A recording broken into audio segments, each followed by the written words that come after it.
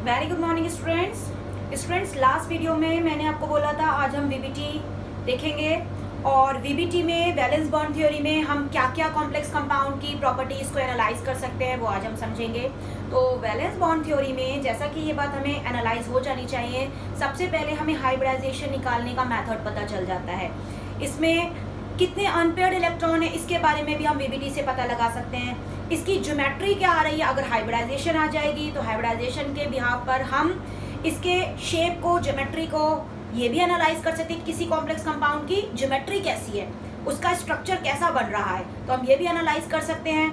लेकिन यहाँ पे हमने जब प्रैक्टिकल डाटा देखा तो इसके कुछ ड्रॉबैक्स भी समझ में आए कि वैलेंस बॉन्ड थ्योरी में अगर हमारी हाइब्रिडाइजेशन में हाइब्रिडाइजेशन आ रही है हमारी sp3d2 या किसी कॉम्प्लेक्स कंपाउंड की हाइब्रिडाइजेशन आ रही है d2sp3, तो यहाँ पे कुछ कॉम्प्लेक्स कंपाउंड में हम इनर डी ऑर्बिटल यूज कर रहे हैं, कुछ में हम आउटर डी ऑर्बिटल यूज कर रहे हैं। तो हम किस में आउटर और किस में इनर यूज करेंगे, ये बहुत बड़ी प्रॉब्लम रही वीबीटी के लिए, क्योंकि वो इसके कॉज को नहीं बता पाया। उसने ये तो बताया कि यहाँ पे इनर डी ऑर्बिटल होगा, यहाँ पे आउटर डी ऑर्बिटल होगा, लेकिन इनर ही क्यों होगा, कौन सा फैक्टर इसको इनर बनाने के लिए रिस्पॉन्सिबल है, वीबीटी ये नहीं बता पा रहा है। एज वेल एज जब आप इलेक्ट्रॉन्स को मूव अप करवाओगे तो एनर्जी का भी एक्सचेंज होगा। जब एनर्जी का एक्सचेंज होगा तो एनर्जी के एक्सचेंज के समय पर कि कितनी वेवलेंथ आएगी, क्यों एनर्जी का चेंज हो रहा है, कितनी एनर्जी का चेंज हो रहा है, उसके अकॉर्डिंग कॉम्प्लेक्स कंपाउंड स्टेबल बनेगा या अनस्टेबल बनेगा, इसका practical data valence bond theory नहीं दे पाया। तो ठीक है, इसका थ्योरेटिकल डाटा आज हम पढ़ते हैं और इसके प्रैक्टिकल डाटा को एनालाइज करने के लिए हम क्रिस्टल फील्ड थ्योरी, जो कि नेक्स्ट वीडियो में मैं बताऊंगी, वो देखते हैं। तो आज हम स्टार्ट करते हैं VBT for calculating the hybridisation, for calculating the magnetic momentum, for calculating the total number of unpaired electrons. तो लेट स्टूडेंट्स, हम फर्स्टली एक एग्जांपल लेते हैं। जैसे कि हम यहां ले लेते हैं COF6 -3।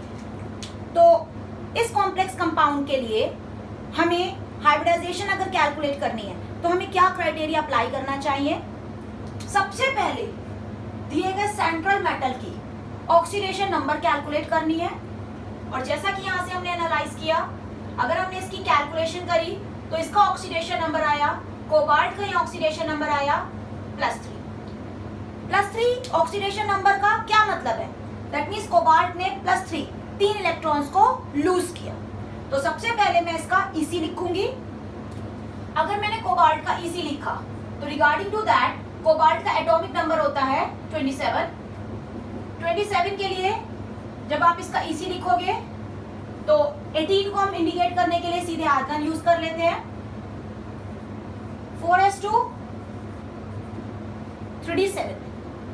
तो students, at the time of writing work हमें ये बात एनालाइज करनी है कि हम इसका ground state electronic configuration use करें, और आफ्टर दैट इसके +3 ऑक्सीडेशन नंबर की वजह से हमें ये बात एनालाइज हुई कि ये 3 इलेक्ट्रॉन्स को लूज करेगा। तो that at the time of excited state इसने जब 3 इलेक्ट्रॉन्स को लूज किया तो ये आपको पता है पहले इलेक्ट्रॉन 4s से निकलेगा, देन 3d से निकलेगा। और अगर 2 इलेक्ट्रॉन 4s से निकल गए, 3 इलेक्ट्रॉन निकलने, 1 इलेक्ट्रॉन d से निकल गया, तो इसका इलेक्ट्रॉनिक कॉन्फ़िगरेशन बना आर्गन 3d6। देन स्टूडेंट्स, आप इसका ऑर्बिटल स्ट्रक्चर शो करेंगे।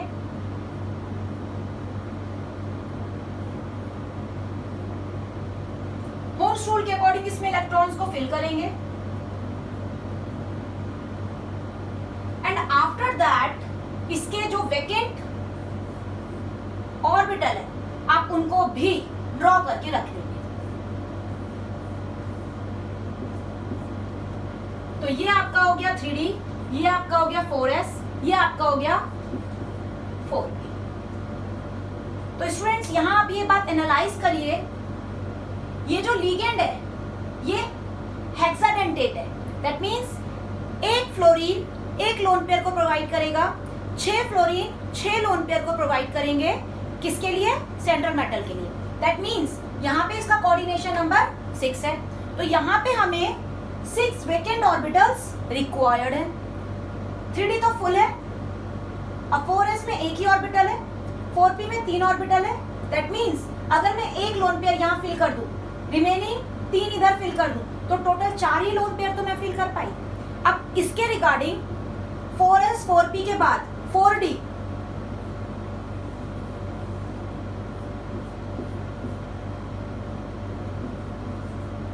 ऑर्बिटल भी वैकेंट होगा, उसको भी हमें ड्रॉ करना पड़ेगा।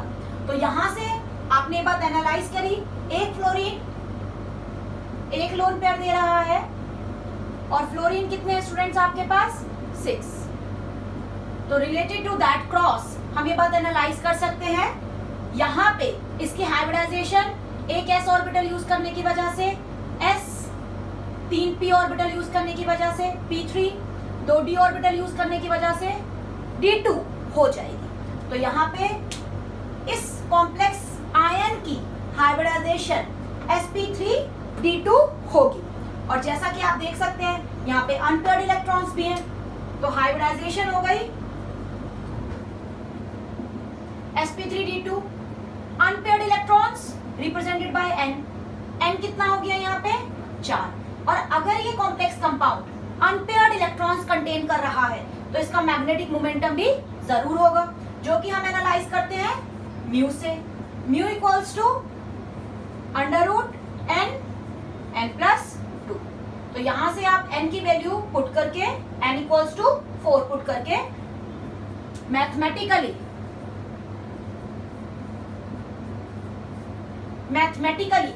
मैग्नेटिक मोमेंटम को कैलकुलेट कर सकते हैं। आपको इसकी यूनिट भी याद होनी चाहिए, बोर मैग्नेटॉन। तो जो भी वैल्यू आएगी वो आपका बोर मैग्नेटॉन में म्यू की वैल्यू हो जाएगी। अब नेक्स्ट, जैसा कि अगर हाइब्रिडाइजेशन आ गई तो हाइब्रिडाइजेशन की मदद से आप इसके ज्योमेट्री को भी कैलकुलेट कर सकते हैं। तो जैसा कि ये बात हमें एनालाइज होनी चाहिए, अगर sp3d2 हाइब्रिडाइजेशन आ रही है तो इसकी ज्योमेट्री ऑक्टाहेड्रल हो जाएगी। क्या हो जाएगी स्टूडेंट्स? ऑक्टाहेड्रल। तो आप देख सकते हैं वैलेंस बॉन्ड थ्योरी ने बड़े ही आराम से हाइब्रिडाइजेशन कैलकुलेट करवा दी, ज्योमेट्री कैलकुलेट करवा दी, paramagnetic character n equals to 4 calculate करवा दिया, मैग्नेटिक मोमेंटम कैलकुलेट करवा दिया।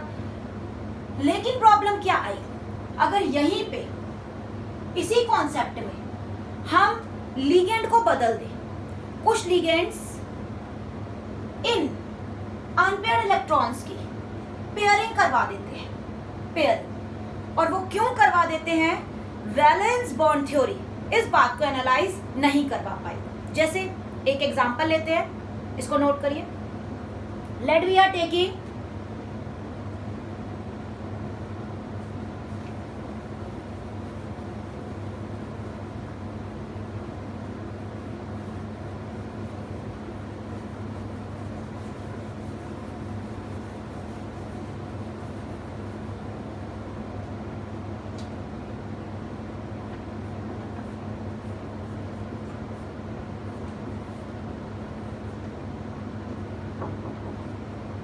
we are taking FeCN का whole 6 -3 charge. Let we are taking this complex ion.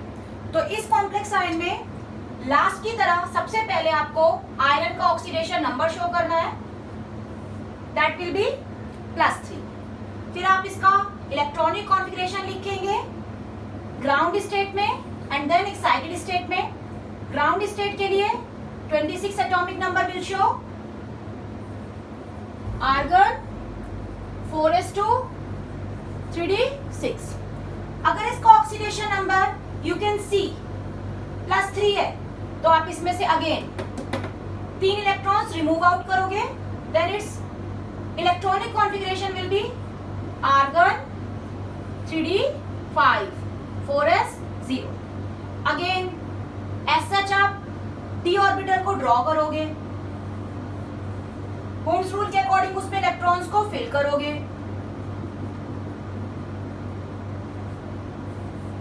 Again आप वैकेंट ऑर्बिटल्स भी ड्रॉ करोगे।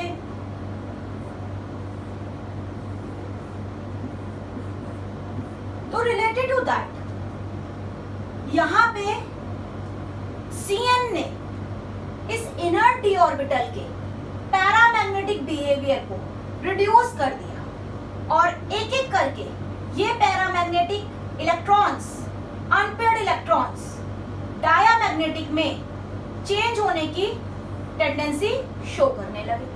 That means when they will be show the pairing, after the pairing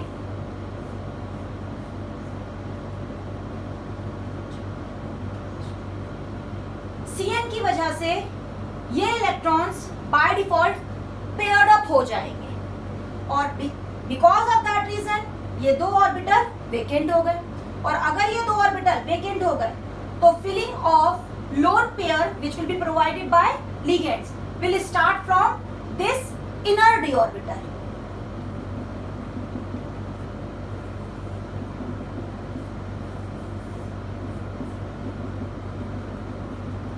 तो students आप देख सकते हैं यहाँ पे 6 लोन पेयर थे और 6 लोन पेयर मैंने फिल करे हैं बाय द हुन्स रूल. तो यहाँ पे 3D ने अपना 2 डी ऑर्बिटल यूज करा, 4s ने अपना एक और s ऑर्बिटल यूज करवाया, 4p ने अपने 3 p ऑर्बिटल यूज करवाया. दैट्स व्हाई इसकी हाइब्रिडाइजेशन हो गई d2sp3. और अगर इसकी हाइब्रिडाइजेशन d2sp3 हो गई तो इसकी ज्योमेट्री भी ऑक्टाहीड्रल. एक अनपेयर्ड इलेक्ट्रॉन होने की वजह से paramagnetic in nature, but last example के कंपैरिजन में इसका पैरामैग्नेटिक कैरेक्टर बहुत ही कम है. दैट्स व्हाई इसका म्यू मैग्नेटिक मोमेंटम काफी कम होगा. तो स्टूडेंट्स यही इस पॉइंट का ड्रॉबैक है, वीबीटी थ्योरी का ड्रॉबैक है कि यहाँ पे जो स्ट्रॉन्ग लिगेंड है दैट मींस Cn, इसने ऐसा क्यों कर दिया.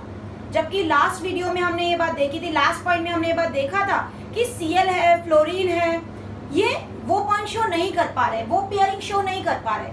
तो यही पॉइंट हमारे क्रिस्टल फील्ड थ्योरी में आप समझेंगे जो कि एक प्रैक्टिकल डाटा पर बेस्ड है. तो आप यहाँ पे एनालाइज कर सकते हैं Cn और Co, ये दो लिगेंड होते हैं मोस्टली जो हमेशा हर केस में पेयरिंग करेंगे. तो वीबीटी के क्वेश्चंस आप इजीली एनालाइज कर सकते हैं. जहां पर भी आपको लिगेंड Cn मिले, जहां पर भी आपको लिगेंड Co मिले, आप इजीली पेयरिंग करवाएंगे हुन्स रूल को फॉलो करते हुए. एंड आफ्टर दैट जो भी आपके हाइब्रिडाइजेशन आएगी वही आपका आंसर बनेगा. उसी के अकॉर्डिंग आप ज्योमेट्री शो करेंगे, उसी के अकॉर्डिंग आप पैरामैग्नेटिक कैरेक्टर एनालाइज करवाएंगे. होप सो आपको आज का वीडियो समझ आया होगा. Thank you and have a nice day.